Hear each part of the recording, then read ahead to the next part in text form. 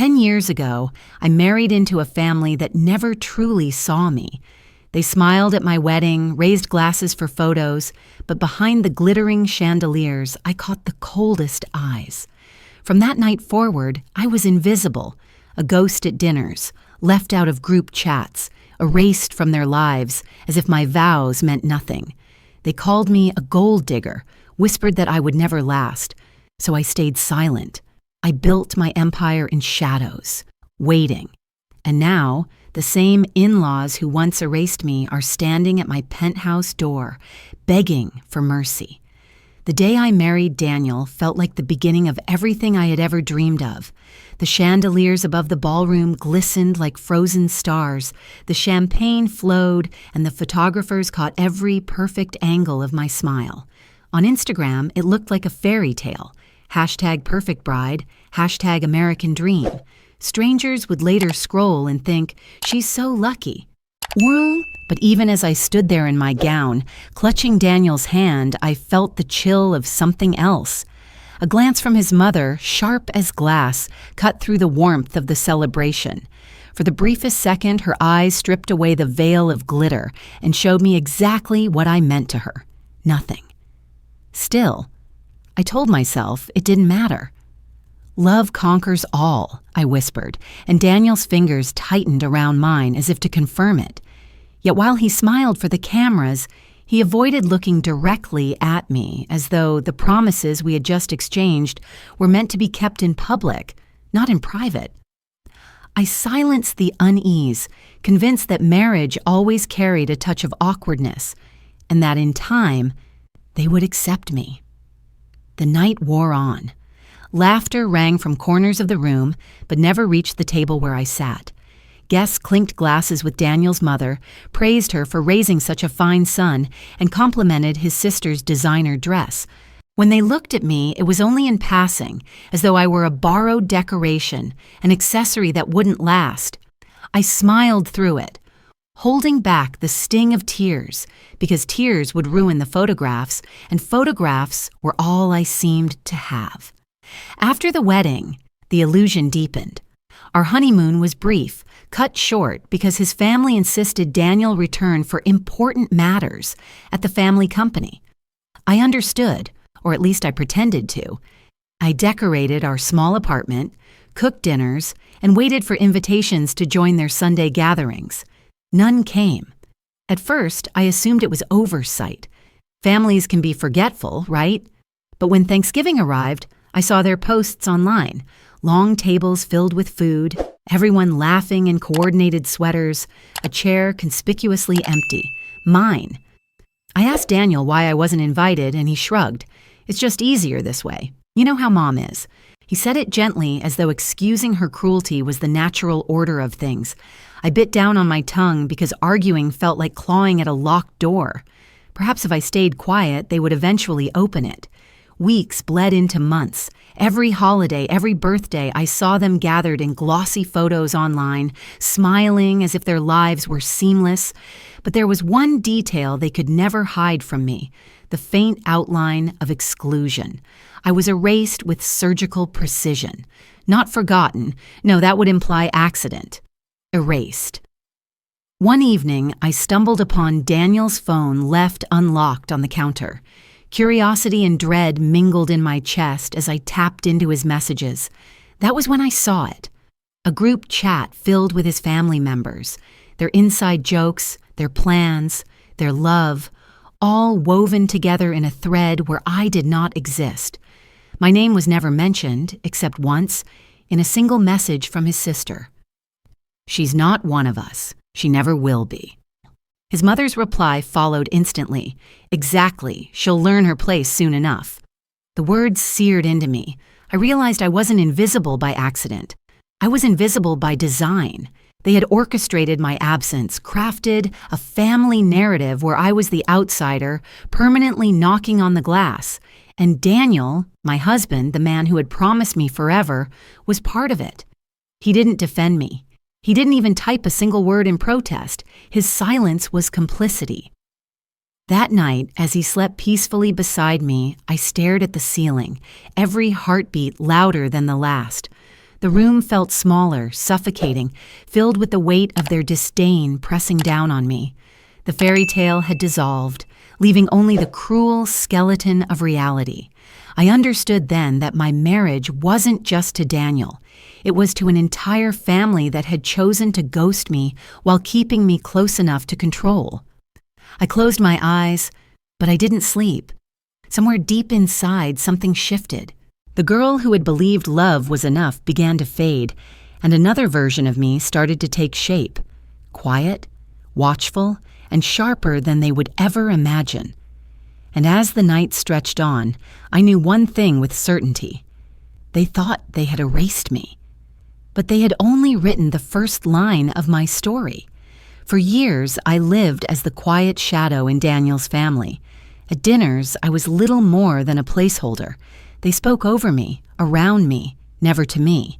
When I offered an opinion, his mother's arched brow silenced me before I finished my sentence. At first, the rejection hollowed me out.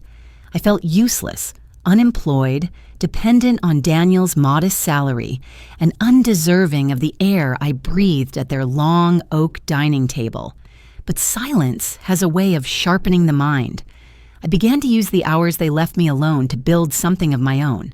While they hosted luncheons and charity galas, I sat in front of a flickering laptop, headphones tight, devouring courses on economics, accounting, and investing.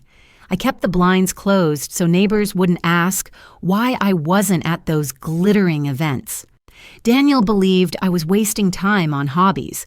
He never asked what I was studying, never cared enough to notice the notebooks stacked under my side of the bed, filled with equations and market analyses. That was fine. It was better they underestimated me. I learned to disappear from their world while secretly carving out my own. They saw weakness, but in truth, I was reprogramming myself.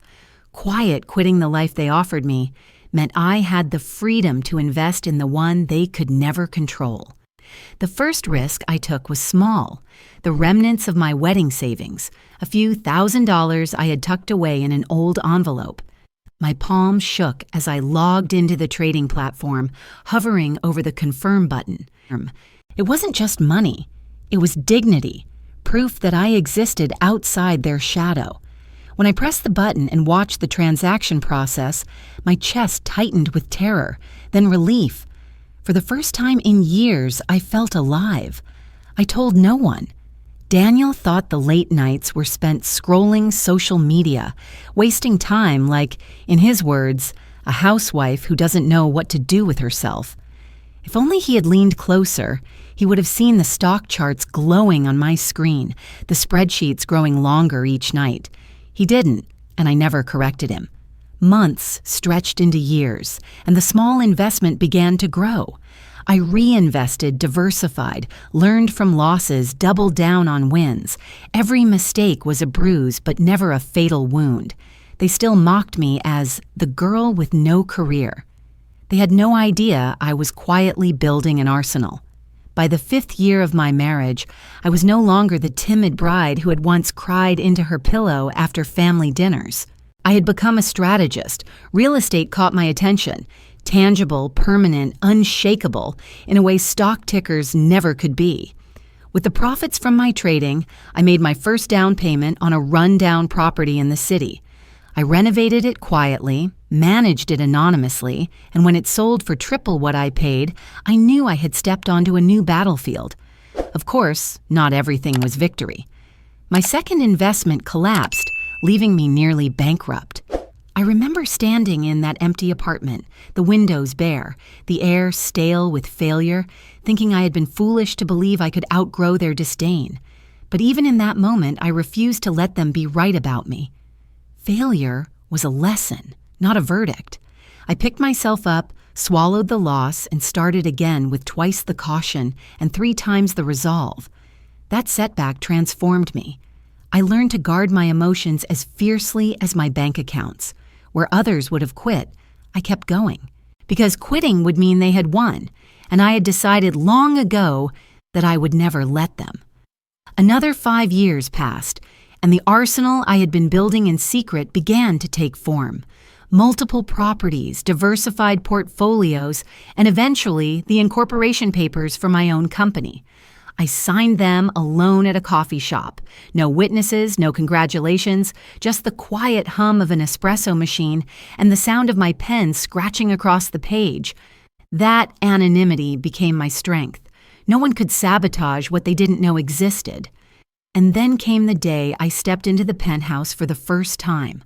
Floor-to-ceiling windows framed the city like a painting, the skyline glittering with the very lights that had once made me feel small and unseen.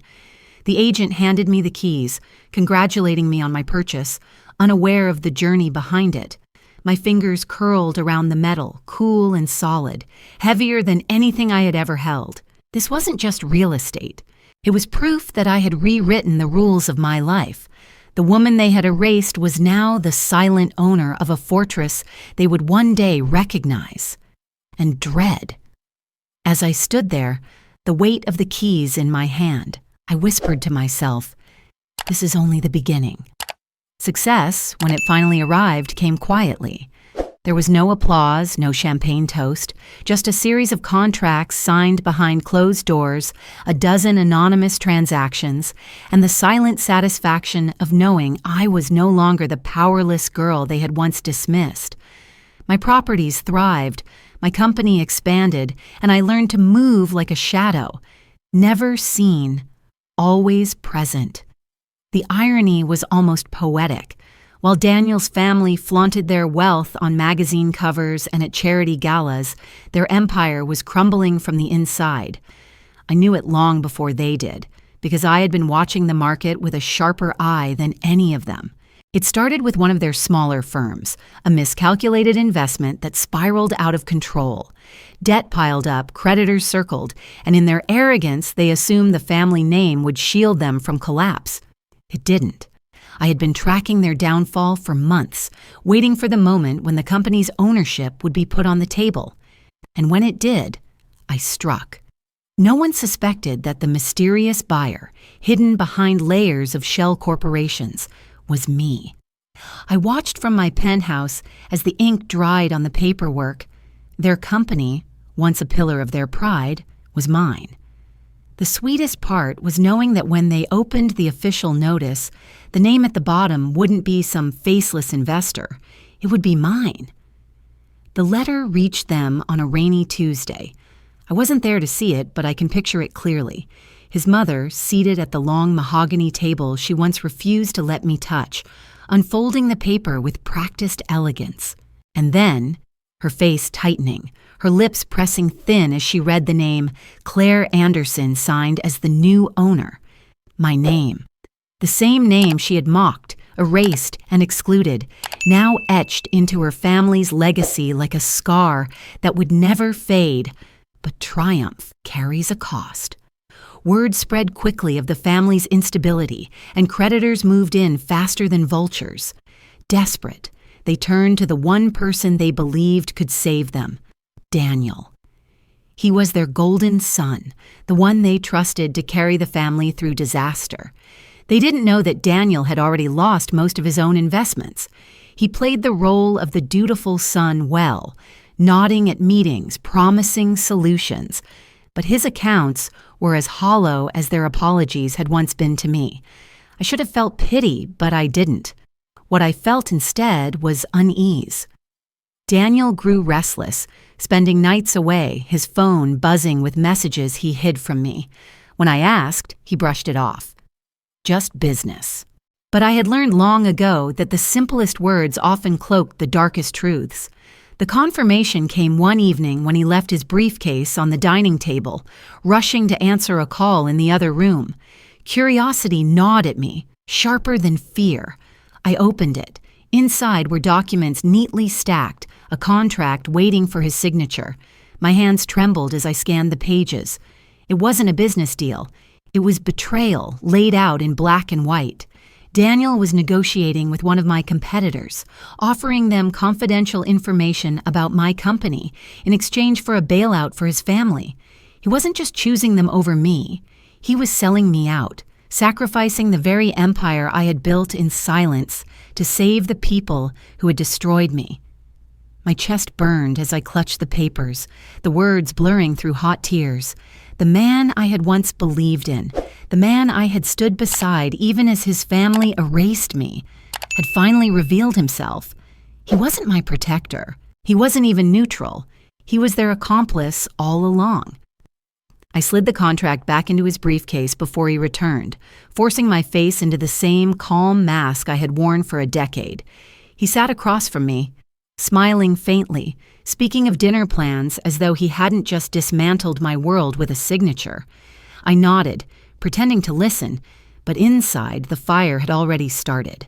They thought I was powerless once. They thought I would stay silent forever. But now, I wasn't the ghost at their table. I was the storm gathering over their heads, and none of them knew just how close it was. The storm finally broke on the night they appeared at my door. Rain slicked the streets below, city lights smudged into rivers of gold through the glass walls of my penthouse. I had just finished signing another expansion contract when the intercom buzzed.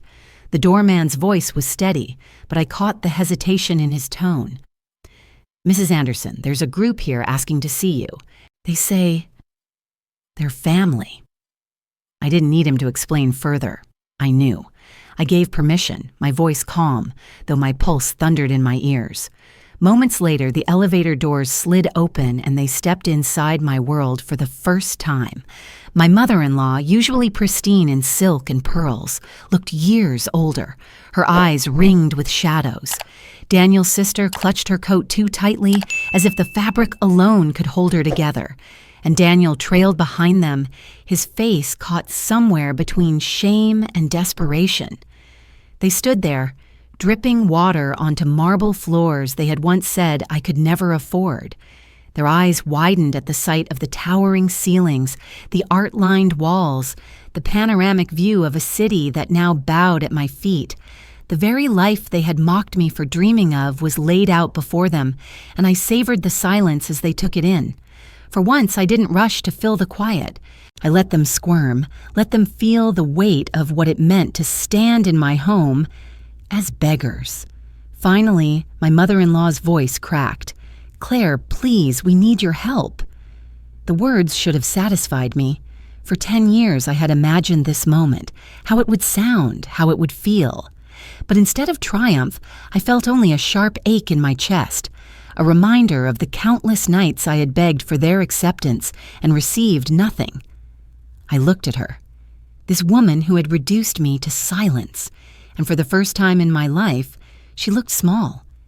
"Do you remember," I asked softly, "the chair you left empty every Christmas? That was my place, wasn't it? The seat you never intended for me to fill." Her lips trembled.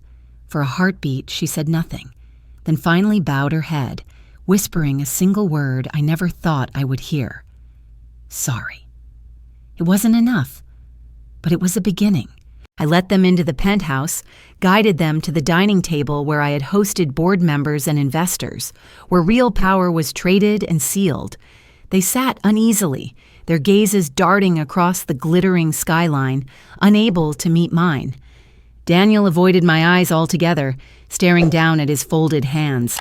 I poured the wine myself, savoring the reversal, and when I finally spoke, my voice carried the weight of years they had stolen from me. "You want my help?" I said. "You'll have it, but there are conditions." They straightened, hopeful, desperate. "You will work for me," I continued. "Every one of you. You will take positions in my company, not as partners, not as equals, as employees.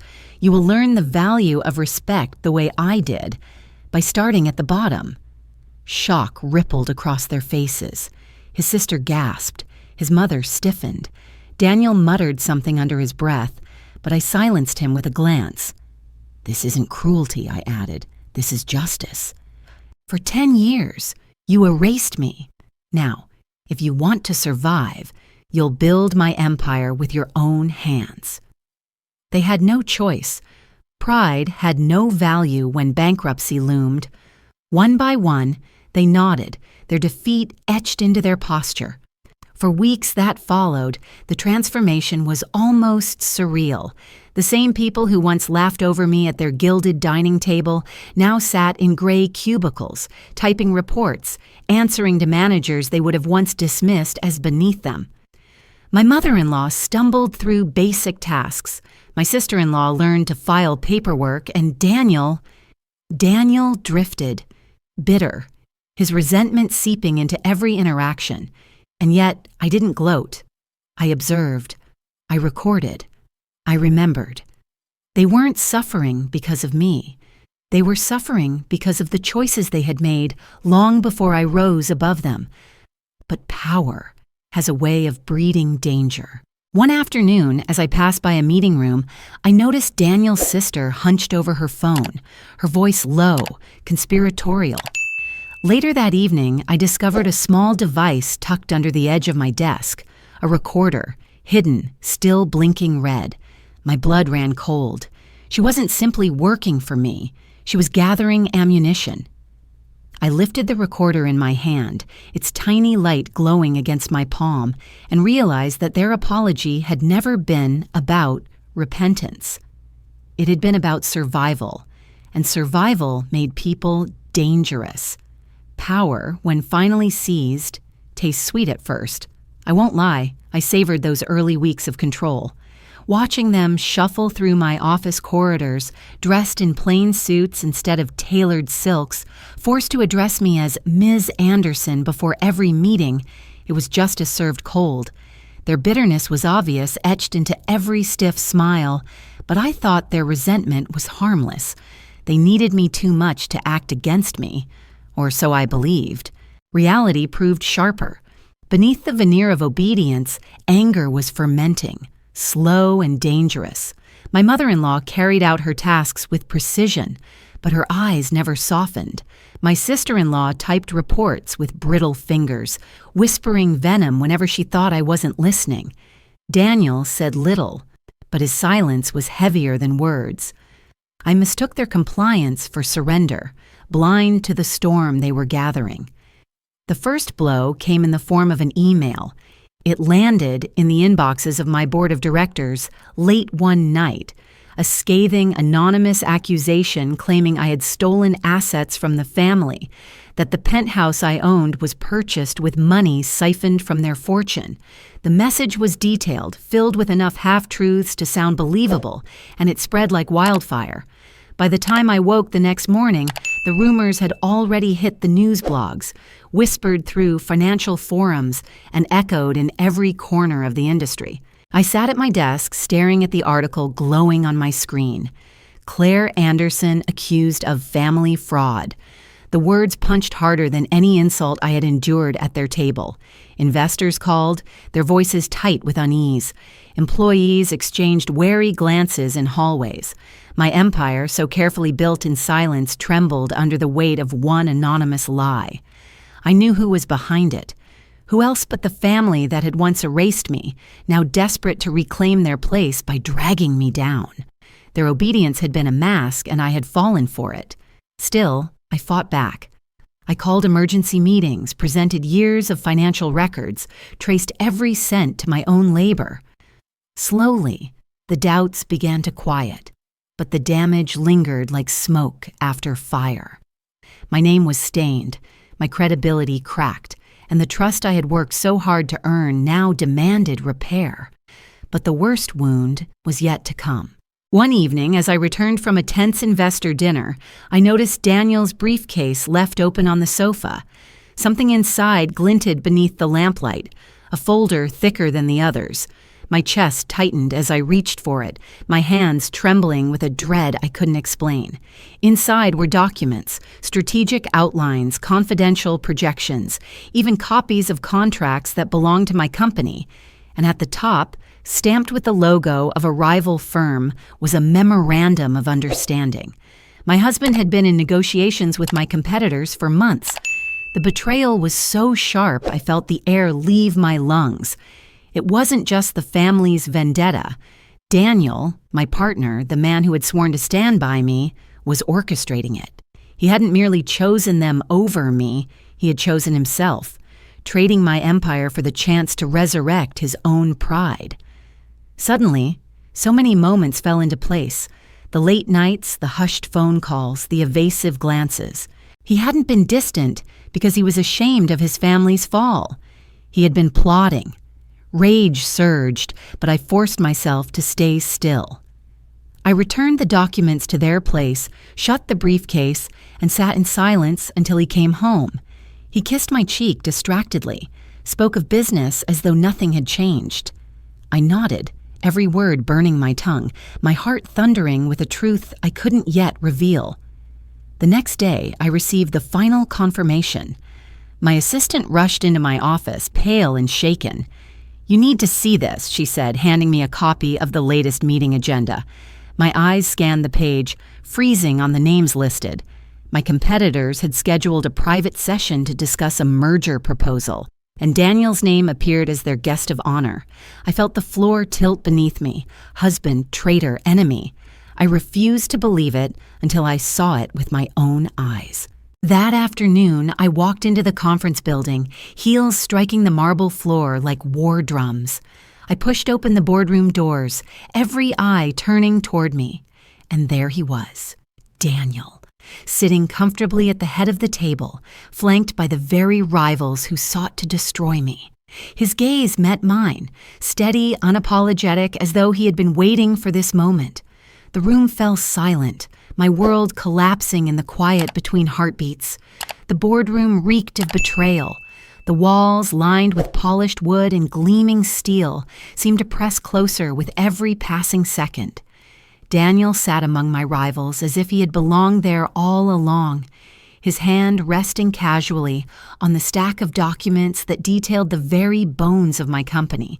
His eyes met mine, calm, steady, almost smug. That look was enough. The man I had once trusted with my life was not my ally. He was the blade at my back, but he underestimated me. I hadn't spent a decade in silence for nothing. I came prepared. I stepped forward, my heels cutting into the marble floor, and placed a folder onto the table. The room hushed. With deliberate precision, I spread the documents inside.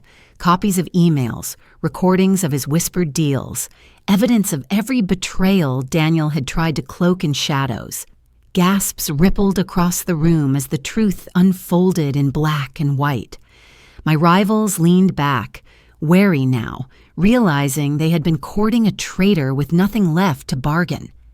"This," I said, my voice steady, "is the man you've chosen to trust.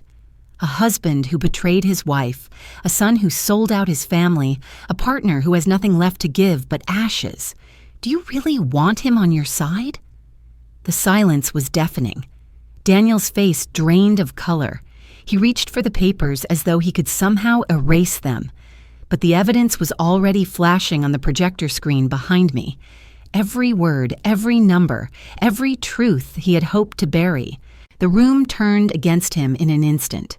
Chairs scraped back, investors muttered, hands withdrew from his. He stood, stammering excuses, but they fell flat. I watched as his carefully built facade crumbled, the golden sun revealed as nothing more than a desperate man grasping at scraps. And then, in a moment I will never forget, Daniel dropped to his knees before me. His voice cracked, begging, promising change, swearing that he had been misled. The sight should have given me satisfaction. For years I had imagined him humbling himself before me, realizing what he had lost. But standing there, watching him tremble, I felt no triumph, only clarity. Because true power isn't in destruction, it's in choice. I looked down at him, the man who had once been my everything, and saw only a stranger. "You had your chance," I whispered. "All I ever wanted was respect. You gave me betrayal instead."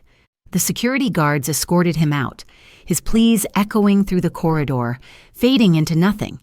His family, once so proud, now avoided my gaze, shame heavy on their shoulders. For the first time, I wasn't the outsider. I was the one who decided who stayed and who left, but I didn't revel in their downfall. Instead, I called a meeting with my board, laid out the path forward, and secured my company's future without Daniel's shadow darkening it. The empire I had built would not be tainted by revenge. It would be strengthened by resilience. When the dust settled, I returned to the penthouse. Alone, but not lonely. The city stretched out before me, alive with lights, each one a reminder of the battles I had fought and the wars I had won. I poured a glass of wine, walked onto the balcony, and let the cool night air wash over me. This was not the life I had imagined when I married Daniel. It was better, because it was mine. Every brick, every dollar, every triumph bore my name, not borrowed from anyone else. I didn't need their approval. I didn't need his love. I had transcended all of it. The thought of revenge no longer stirred me. They had already punished themselves through their choices. My victory wasn't in watching them fall. It was in knowing I had risen. I set the glass down, resting my hands on the railing, staring at the endless skyline. Somewhere below, the remnants of my old life still clung to survival, but I had stepped beyond it. The world was open, vast, waiting. For the first time in a decade, I felt free.